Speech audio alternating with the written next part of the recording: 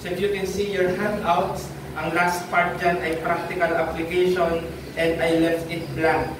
So, ibig sabihin, after my discussion, based sa lecture, I will ask our married ones to share with us the practical applications based on the lecture. Baka mamaya maging pragmatic tayo on our sharing of marriage life. But let us begin with opening our confession. Let's open our Baptist confession in chapter 25. And let's read all paragraphs, but today we will deal only with chapter 1. So, paragraph 1. So, 1689 Baptist Confession, chapter 25 of marriage, paragraphs 1, 2, 3, and 4. So let me read it to you. Marriage is to be between one man and one woman.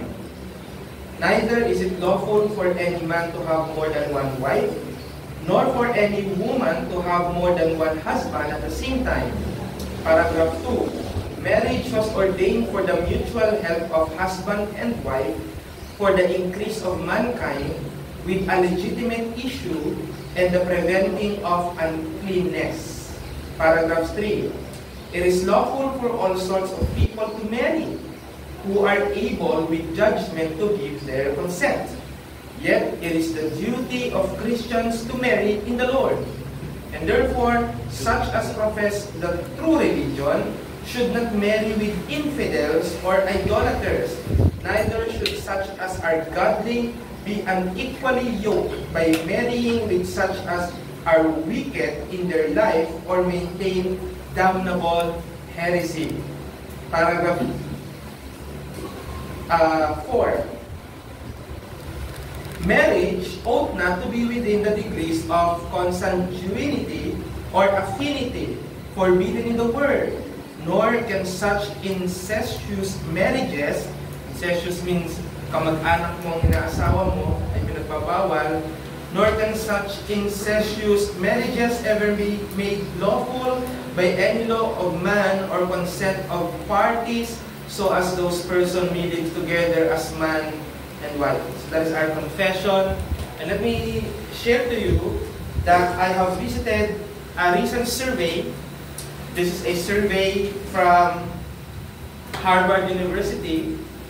And they indicated that there is a warning interest in traditional marriage amongst younger generations. So when you say younger generations, Gen Z, ano ba yung mga ngayon, no? Millennials or generation Gen Z, Alpha, yan. So yan po yung mga generation na sinasabing nagpaangat kay Barb. So Harvard Youth poll revealed that only 57% of Americans na naggugulang na 18 hanggang 29 na taon ang kinokonsidera ang kasal bilang importanteng bagay. So only 57% ng mga kano na ages 18 to 29 consider marriage important, and just 53% believe it's attainable. So try to imagine that 57% believe that marriage is important, but 53% only believe that it is attainable. So may naniniwala mahalaga ang kasal, pero may naniniwala rin hindi ko kaya yan. Malaki gastos o malaki ang dapat gawin, malaki ang dapat gampanan, at tunay na nakakasugat sa budget, something like that. So the implication now, or before that, in contrast naman, 67% ay priority na humanap ng long-term relationship, pero non-marital partnership. So many people want to have a long-term relationship. Of course, long-term relationship means you are going to be with that person forever, but only 67% prioritize or 67% prioritize it, but towards non-marital partnership. So, sa ilalim ng hindi pagiging kasal. Ang implikasyon niyan, kapag ang marriage ay nadidelay or pinatatagal o kaya naman pinabayaan na at ayaw na, cohabitation without commitment rises, often leading to higher rates of relational breakdown, emotional trauma for children, and societal instability. So that is from the survey. So ang implication ng non-marital relationships is of course, kawalan ng commitment. So when one party abandons the other party, wala siyang mga legal consequences. At hindi rin siya pwedeng pilitin at maaari siyang makapagrelasyon sa iba at mag-asawa ng iba. Di pa niya asawa ang nauna. Pero yan ang mga implication.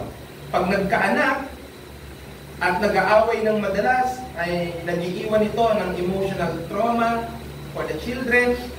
Nalilito rin ng children what surname is he or she is going to bear sa kanyang identity. And of course, societal instability. So, kita natin ang buhay, karamihan ng mga anak na divorce or annulled ang kanilang magulang. O di naman, ay naghiwalay na ng walang legal separation or what na. At napakahirap. So, I have this colleague na akala ko mayaman siya kasi dalawa ang bahay niya. May Binangonan at may Caloocan. Only to find out na yung pala, hiwalay ang magulang niya. Her father resides in Caloocan and her mother in Darangan, Binangonan. So yung pala ang kwento nun. So akala ko mayaman na dalawa ang bahay. Pero gano'n, sinabi niya mahirap yung gano'ng setup. Kasi nakikibagay siya dun sa asawa ng nanay niya at sa asawa ng tatay niya. Sometimes nahihiya siyang tawaging tatay, yung step niya sa harap ng totoo niyang tatay. Kapag meron silang mga family meetings or events. So, yun yung kinakaharap ng mga struggles ng maraming children na galing sa isang broken relationships ng mga parents. But the issue that we're going to address today, how to redeem today's culture and treatment of marriage back to its divinely instituted design. So, masyado nang lumayo, masyado nang tumalon ang kultura ng marriage ngayon. At nakakalimutan natin that this is a divinely instituted union. Hindi ito civil lang, o hindi ito na-invento ng culture o innovation ng tao. Ito ay disenyo mismo ng Diyos sa kanyang nilikhang mga tao. At nabasa natin ang unang paragraph ng 1689, marriage is to be between one man and one woman. So that is going to be our focus today.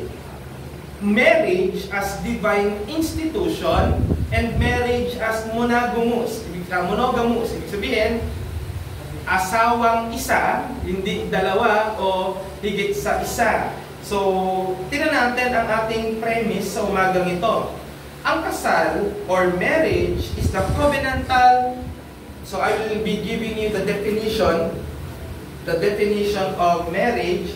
Marriage is to be marriage is the covenantal, exclusive, and lifelong union of one man and one woman, established by God for companionship, holiness, and the raising of godly offspring, and is a picture of Christ's relationship with His church. So this is my definition of marriage. Ito ay tipanan, ito ay eksklusibo. Hindi ko pwede magpasali. Sali ka sa amin, no? This is exclusive between one man and one woman. And this is a lifelong union. When we say lifelong union, walang ayawan, bagamat may awayan. So, walang ayawan, bagamat may awayan. Ito ay lifelong union of one man and one woman. Ito ay itinatag ng Diyos para sa pagsasama Now, if you are marrying a person just because of companionship, you are lacking. Hindi lang yan. So aside sa pagkakaroon ng kasama, companionship, ay nakakapag-develop din ng holiness. So yung pinag-aaral natin lagi yung sanctification as individual, pero may approach pa ito na marriage. Alin yon? The sanctification of man bilang husband ay sanctification din ng kanyang wife. Because they are considered as one flesh. So the discipline that man is developing will become the same discipline that his wife will develop. Raising of godly offspring. Marriage, it is parts of marriage sin na you have no desire to raise children. Kaya importante sa isang biblical na marriage na ninanais ng mag-asawang mag-produce ng godly offspring. May separate discussion tayo dyan sa future, yung adoption. Kasi yan ay biblical din na approach sa pagkakaroon ng marriage. And ang marriage ay picture din, bago tayo magkaroon, so godly offspring po ang pinoproduce ng married couple. Hindi godly puppies or dogs or cats or whatever. Hindi yun maaari. Kahit sabihin mo na tama, kinasal sila, tama, pinreserve ng purity, and yet no desire to raise children is a violation of God's design for marriage. At picture din ng marriage ng relasyon ni Kristo sa iglesia. Kaya ako naniniwala na siguro mas may improve ng isang member ng church ang kanyang relationship with Christ and the church kung siya rin ay nasa loob ng covenant of marriage. Right? So, mapalad ang mga nasa covenant of marriage na at sa papunta pa lang sa covenant of marriage na sure na, on which I am also part, and I'm very happy. First time po natin ng kasal. And sa mga hindi naman, may separate discussion tayo yung gift of celibacy, which will be next week's onward. Now, pag-aralan natin, ang marriage ay Creation Monday. So, pag sinabi natin Creation Monday, nung lumikha ang Diyos ng lahat ng bagay in the period of 6 days, mayroon siyang mga utos na dapat gawin bilang mga nilikha. At kasama sa pag-aralan natin, kasama sa Creation Monday ay Sabbath, kasama rin sa Creation Monday ay Dominion Monday, pero bago tayo mapunta sa Dominion Monday, kasama sa dinisenyo ng Diyos sa kanyang nilikhang mga tao ay ang tao ay ikasal sa opposite sex. Right? So let's open our Bible in Genesis 2:18. So, diyan natin makikita in Genesis chapter 2, verse 18. So ito ay creation, hindi pa pumapasok ang kasalanan sa sangkatauhan, pero ito na ang sinabi ng Panginoon, that the Lord God said, "It is not good that man should be alone. I will make him a helper fit for him." Sabi ng Diyos, hindi daw mabuti sa isang lalaki na siya ay nag-iisa. Sa realidad, totoo din yun. Huwag mong mahayaan ng lalaking nag-iisa, lest he be angry. Ano pala yung Psalm 2:12 yun? Kiss the son, lest he be angry. So, pero hindi sinasabi ng Diyos dyan na nagkulang siya sa kanyang creation. Pero ang isang mapupunan natin dyan is that ito yung unang negative statement sa creation. Bawat likha ng Diyos, sinasabi niya, it was good. It was good, it was good, it was good. Pero pagdating sa Genesis 2:18, sinabi niya, it is not good. Na alin naman na ang lalaki ay nag-iisa o alone. Of course, hindi natin kaagad pwedeng i-assume na lahat na ng lalaki yan. Dahil si Adan ang tinutukoy dyan. Pero manggagaling tayo sa ano ang nature ni Adan na kapareho sa nature ng sangkalalakihan. Sangkalalakihan. So, makikita natin na dito, ang marriage ay unang naisip ng Diyos. Hindi si Adan ang unang nakakita niyan. Hindi totoo yung alamat na nakita ng Diyos na nalulungkot si Adan. Kaya sabi ng Diyos, nalulungkot si Adan. Hindi pala pwede sa kanyang siya ay mag-isa. Hindi ganoon. Ang Diyos ang nakakita ng pangangailangan. Ang Diyos ang gumawa ng pangangailangan na yon at magsusupply ng pangangailangan na yon papunta sa isang bagay na importante. Alin? Marriage. Ang lalaki ay dapat magkaroon ng asawang babae. Yan ang pinatutunguhan ng it is not good that man should be alone. Ang term na helper ay galing sa Hebrew na ezer, na ang ibig sabihin, ginagamit ito sa Old Testament para i-describe kung paano tumutulong ng Diyos sa kanyang mga tao. Kaya ang marriage ay pangtulong ng Diyos sa isang taong helpless. Basahin natin ang Psalm 121 number, verses 1 and 2. Pakibasa, Brother Josh.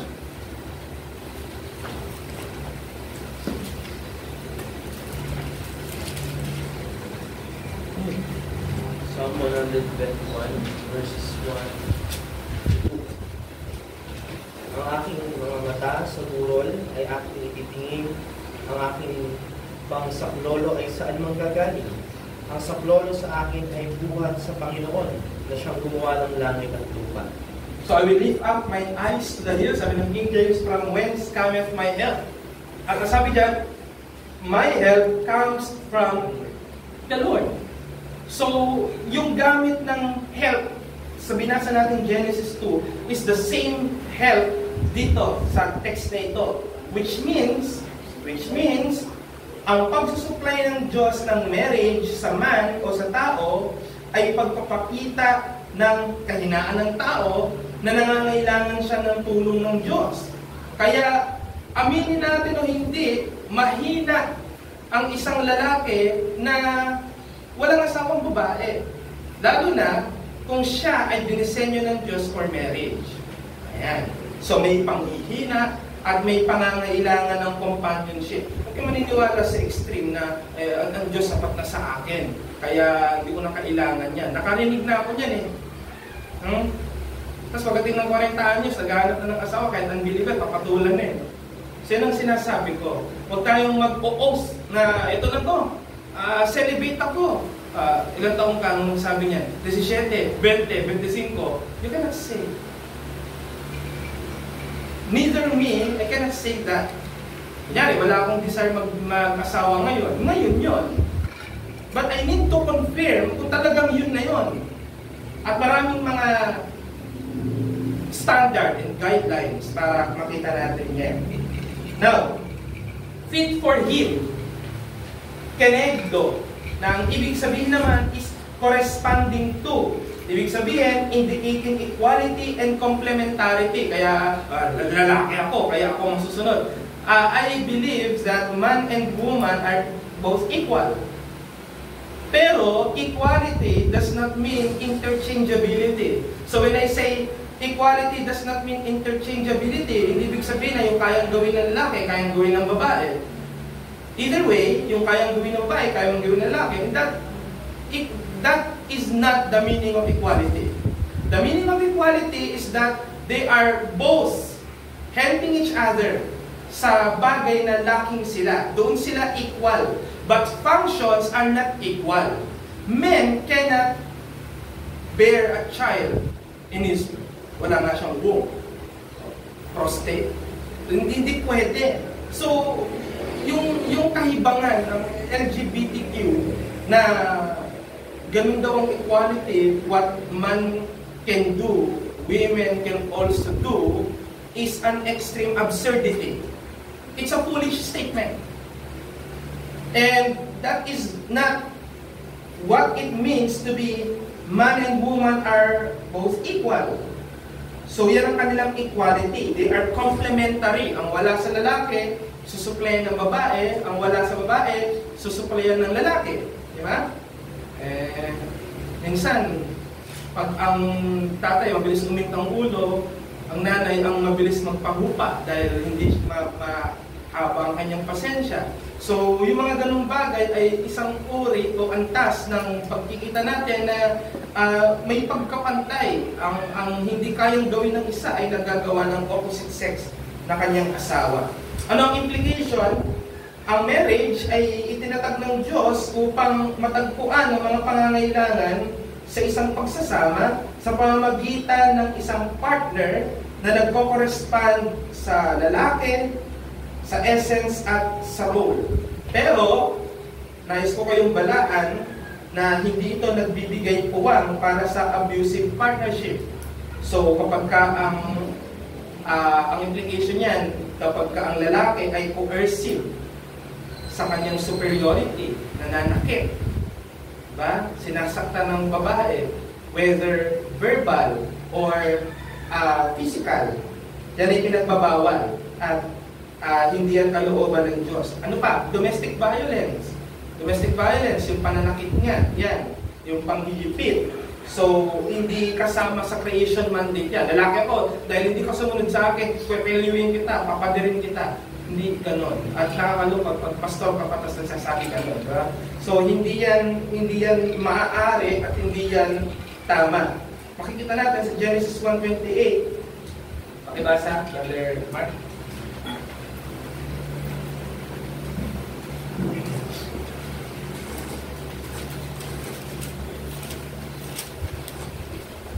Genesis chapter 1 verse 28. And God blessed them, and God said to them, Be fruitful and multiply, and fill the earth and subdue it, and have dominion over the fish of the sea, and over the birds of the heavens, and over every living thing that moves on the earth. Ayan. So isa pa ang design ng Diyos sa union of marriage, or marital union as they call it, or holy matrimony as we call it in theology, ay indicative na procreation ang purpose ng marriage.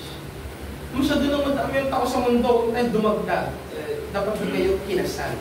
So, there should be an intention of procreation dahil ito ay purpose ng marriage at hindi dapat ito incidental to it.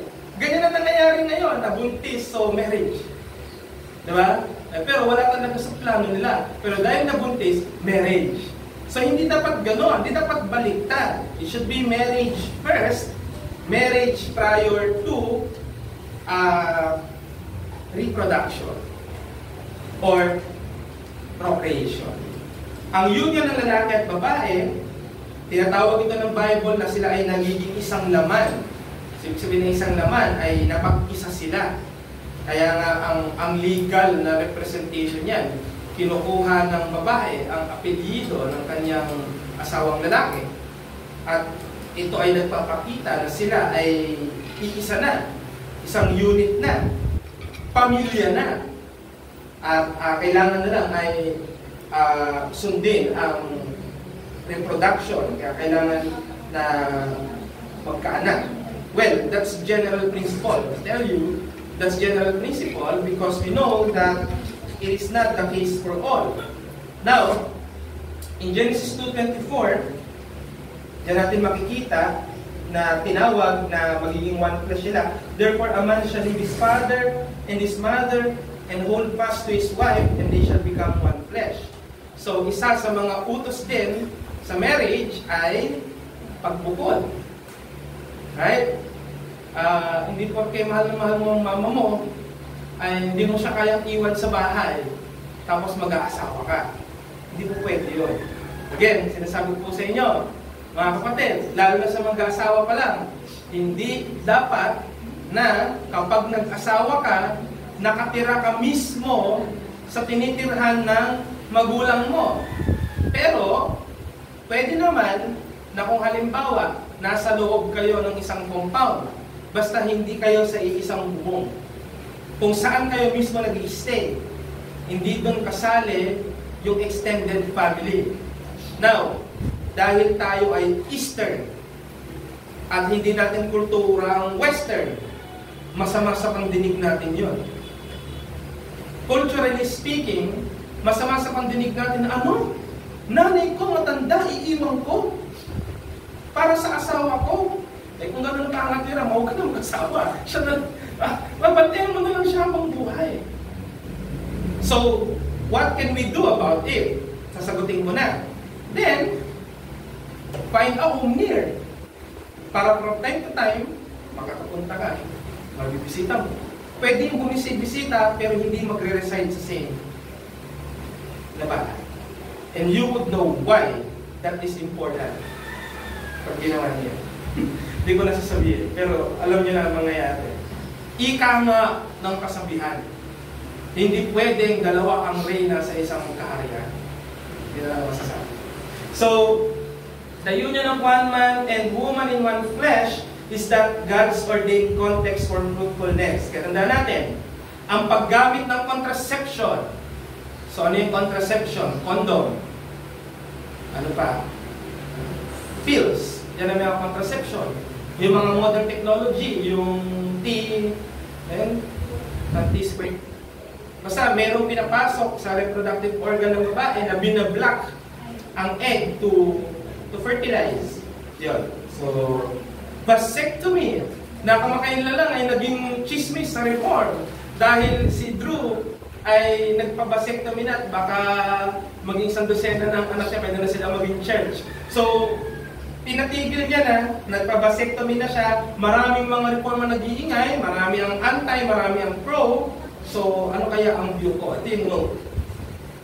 Yung paggamit ng contraception at ang acceptance ng non-marital sexual activity ay nagtutungo sa separation of sex from reproduction and reproduction from marriage. This is the view. You commit sex for reproduction.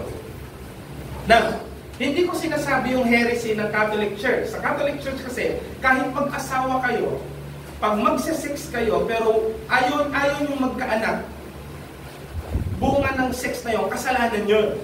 Now, iba ang reform. Sa reform, hindi pala standard, ako sa akin lang. Halimbawa, nag-obey ko na mag-bear ng children. At sa kakayanin ko, sabi ko hanggang 4 na lang kaya kong buhayin. Now, hindi na ba kami pwedeng mag-sex ni wife? Dahil wala na pala kaming intention dagdagan? So lalabas, ang sex is just for reproduction, which is not the case. It is also a divine privilege of married couple to enjoy physical intimacies. So if a couple decided to use contraception, basta sila kasal, at nagkaroon na sila ng anak, at nililimitahan na nila ito, hindi na siya sakop sa pagbabawal. Okay? Pero, hindi kayo kasal, at gumagamit kayo ng contraception, bukod sa fornication, ay nag-violate din tayo sa purpose ng sex to reproduce. So, kung ganyan ang paggamit ng contraception, we are anti. Diyan. Yun yung sinasabi ko. Dahil hindi dapat ihiwalay ang sexual activity sa intention of reproduction.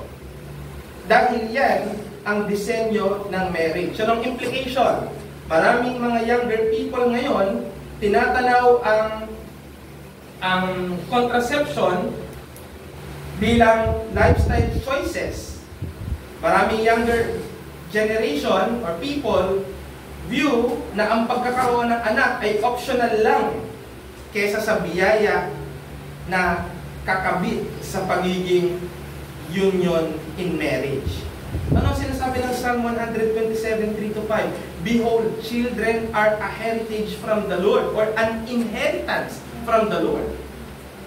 In Proverbs 17:6, children's children are the crown of the aged. So binabanggit nito ay mga biyaya sa atin. Ano ang punto? Ang purpose ng marriage ay hindi namang pagsasama o chastity, pero kundi pag-raise ng godly offspring. Now, another thing that we need to discuss is ang marriage ay monogamous.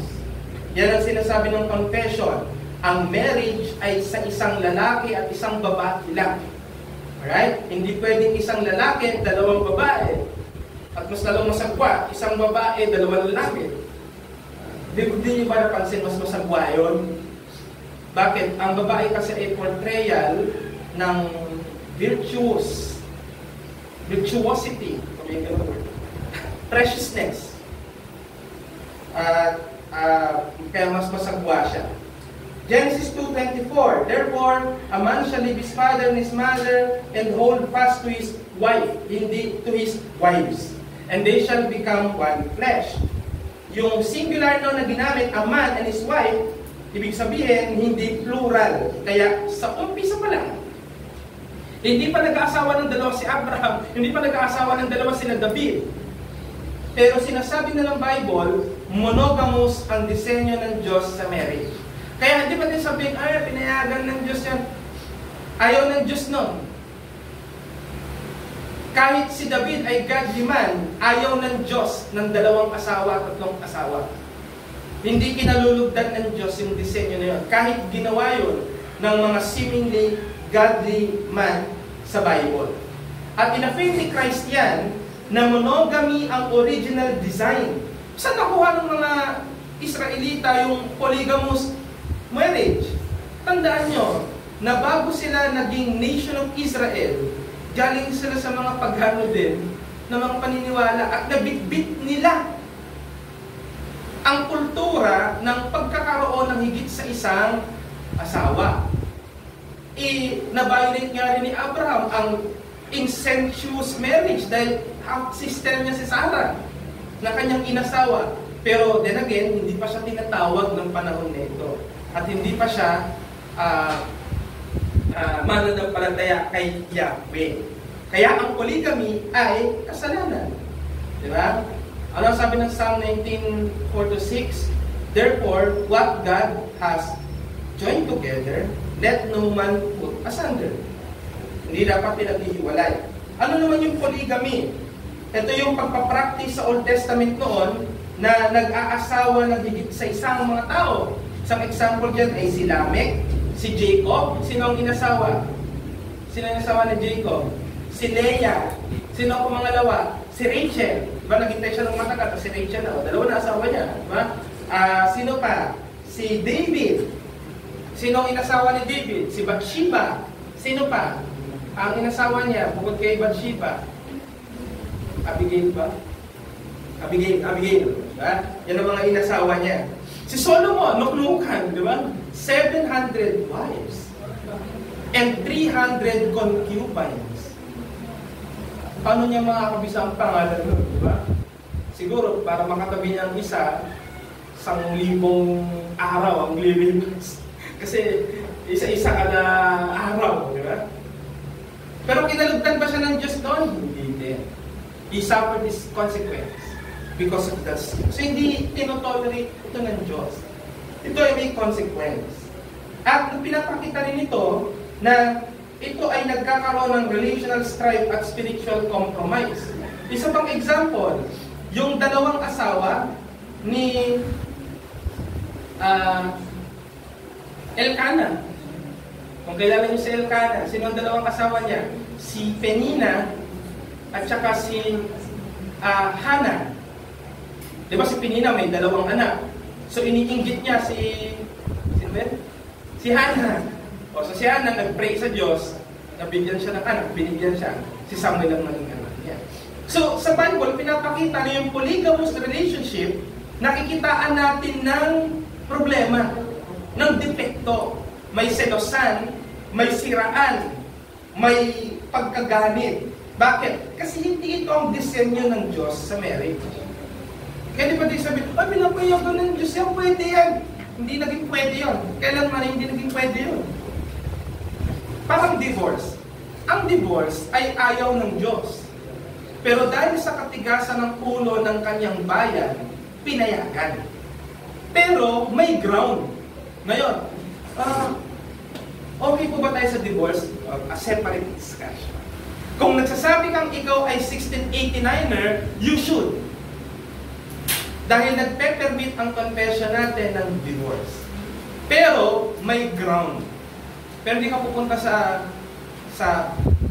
gobyerno, sabi mo, baptist kami, niniwala kami sa divorce. Kaya ang kalaban mo ay batas natin. Wala pang divorce dito.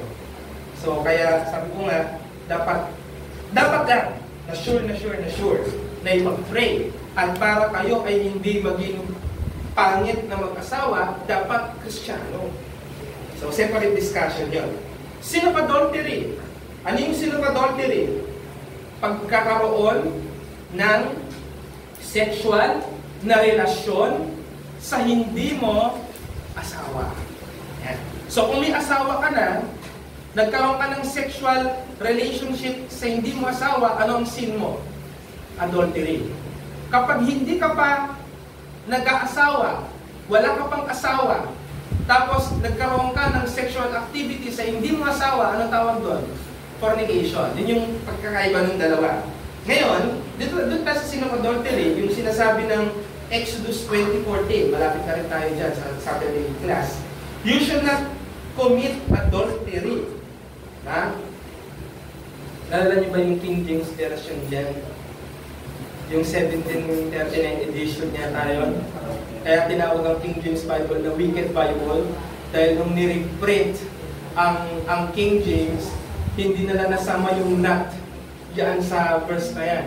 Kaya ang nakalagay, thou shalt commit adultery. Pinapakita yan at pagsampal yan sa mga mukha ng mga mapang-away ng mga King James onlyists. Your translations can be wrong. And it did. Kinorek lang. Kaya ang inerrant ay yung original at inspired word, hindi ang translation. You cannot say that King James is the only authorized version by God. You're crazy. Kaya I would say God has tremendously used the King James. Very great. At I will join those loud voices who say, thank God for the King James Version. But our cry now is this: move on from the King James Version. It has served its purpose. You cannot speak the same language anymore. King James English is already an outdated English. And even the English speakers today no longer understand that. Alam niyo kung anong ginagawa niyo, mga King James onlyists? Para kayong Katoliko na pinipilit yung maglalatin kayo sa loob ng simbahan na hindi naiintindihan ng mga miyembro niyo. Magising kayo, alam niyo kayo, ba't kayo ganyan? Fornication and serial relationships. Ako nga, lahat ng verses na kabisado ko King James. Pero nag-move on ako. Gumagamit ako ng translation na hindi lang basta modern, kundi mas tama. Bakit? May mali yun eh. Marriage ang natin, nabanggit ko lang naman. Sa babalik ako, fornication and serial relationship. Ito, yung pagpopromote ng non-marital sexual partnership, ito kahit monogamy. Kahit monogamy. Kahit hindi ka nakikipagrelasyon sa dalawa. Kahit tama, monogamy ginagawa. Pero, basta hindi kasal, hindi kayo pwedeng magkaroon ng sexual partnership. So, ano ang solution? Marriage. Dinidistort nito ang biblical pattern of permanent at covenantal union. Sexual relationship comes after marriage, not prior to it. Kaya, tiis-tiis. At kung hindi makatiis, sumunod sa Bible. Ano ang sabi ng Bible? Ikasal. Alright? Ano ang point? Pag monogamy, kasi, di ba pwede yun? Mapagmahal lang naman ako. Diba? Di ba pwede yun? Marami akong minamahal. Di ba ang kailangan lang naman ay nagmamahal ka? Bakit kailangan ilimita sa isa? So that's the question. But the point is, monogamy is not a weakness, it is a strength. Anong ibig sabihin nun? It takes a real man to stay faithful. Kaya that's a challenge. You can serve one woman with joy. And to build a legacy through love and loyalty. Yan ang masaya. Yan ang masarap. At ano ang pinanggagalingan niyan? Yung pagiging monogamous din ng Diyos. He did not love more than one people of His. Christ loves the church. Hindi yan sinabing Christ loves the church, hell, people in the world. Hindi. Isang unit lang. He is faithful to His people. And He did not abandon it or them. Even though these people abandoned Him. In biblical history, in redemptive history, how many times did Israel fail their relationship with God? Numerous times. Multiple times. But how many times did God break His covenant with them? Never. And He further established it when He sent His Son to die on their behalf. No one can do it. No one could do what God has done.